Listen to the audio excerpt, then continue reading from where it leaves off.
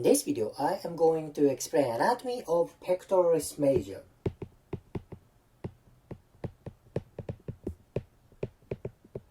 Pectoralis major, also known as pec major. This is pec major. This is very broad and strong shoulder muscle. I am going to explain origin, insertion, function, and important anatomical relationship. Let me explain each fiber of pec major. You can divide pec major for three parts. Superior part or clavicle part because it attaches to clavicle. This is middle part or sternum part because it attaches to sternum, and inferior part or abdominal part because it's close to abdominal area. You can divide pec major for three parts: superior, clavicle, middle, sternum, inferior, abdominal area. Now this name indicates its origin. It's very simple, right? Origin of superior part is here, clavicle. Clavicle, particularly middle part of clavicle. Simple. How about middle part? It attaches to sternum. Sternum plus, you don't see deeper part. There are costal cartilage deep to pec major. Yes, pec major attaches to costal cartilage. Costal cartilage. This is important thing. Then how about inferior part? This is very interesting part. This part attaches to rectus sheath. Rectus sheath. This is connective tissue around abdominal muscle. So you can say inferior part is kinda unite with the abdominal muscle. This is gonna be so important. I will talk about this relationship later. Origin of pec major, clavicle, sternum, and costal cartilage. At last, that's rectus sheath. Let's look at insertion. Origin is very broad. See, this is origin. Insertion is very narrow. It's very pointy. It's here, this pointy part. This part is crest of greater tubercle. Crest of greater tubercle. Crest of greater tubercle. You don't have to memorize the specific location. It's basically on humerus. This is it. Origin, very broad. Insertion, very pointy. This is origin and insertion. Let me talk about its functions.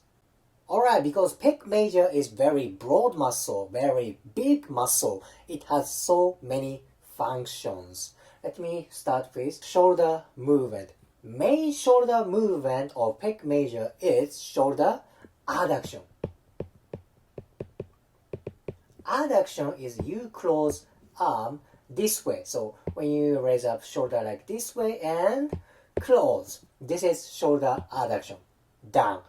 What about next one? Next one is shoulder flexion. Flexion is you raise arm for forward way. This is superior view of right side of body. This is pec major. Shoulder flexion is you raise arm this way. Okay, this is shoulder flexion. Number one, adduction. Number two, flexion. Next one is shoulder internal rotation.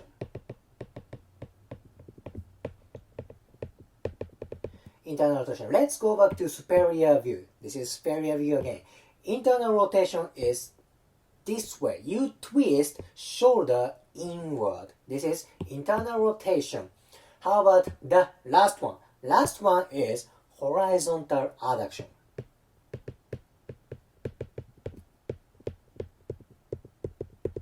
Horizontal adduction. What is that? What kind of movement is that? That is a little bit tricky. You raise up arm sideways, then you move shoulder this way. The simplest way of movement is dumbbell fly. Horizontal adduction is dumbbell fly movement. Close shoulder this way. This is horizontal adduction.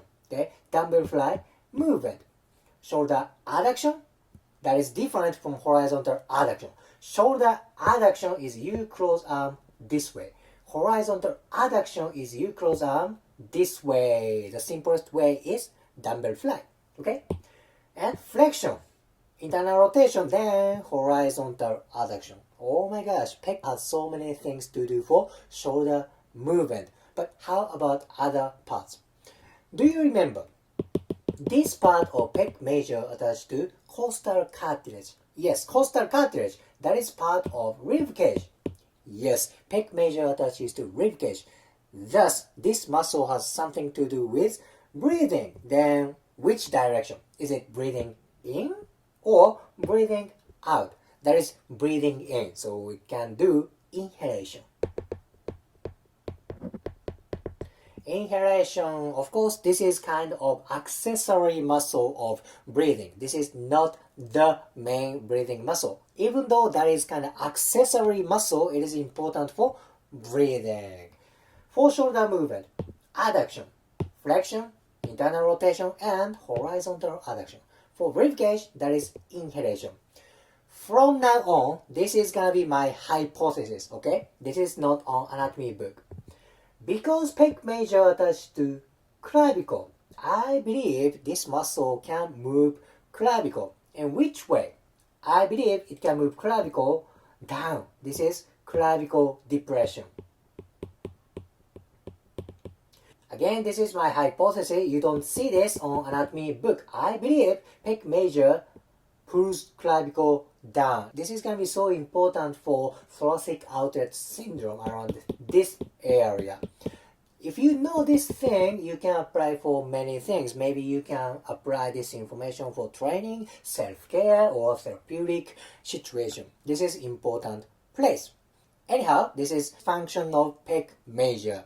Now, let me talk about important anatomical connection of pec major.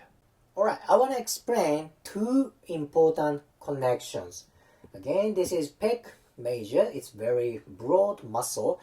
First place is this one. This is deltoid, particularly anterior fiber. Okay, this is clavicle part of pec major. Look at that. They are very close each other. There's almost no separation between these two muscles. Well, you see slight space in between these two muscles. You see this? Where there's only one tissue kind of running this space. Only vein runs here. The name of vein is cephalic vein. That's about it. There's no obvious separation between these two muscles. What can I say? Well, there's continuation between deltoid and pec major. Thus, if deltoid gets tight, this tightness may affect for pec major. Vice versa, if pec major gets tight, this tightness may affect for deltoid. See, pec major and deltoid is very, very broad. See, this is like the continent of shoulder girdle. That is why pec major deltoid continuation, the connection is very, very important for shoulder movement. Then particularly, anterior fiber of deltoid does internal rotation, flexion, okay? Internal rotation, flexion. That is similar to pec major, right? Thus, you can suggest these two places, these two muscles are very important. You can say these two muscles are all continuous. How about next part? Do you remember the origin of inferior part of pec major? What is that? That is rectus sheath. Rectus sheath is connective tissue around abdominal muscles, okay?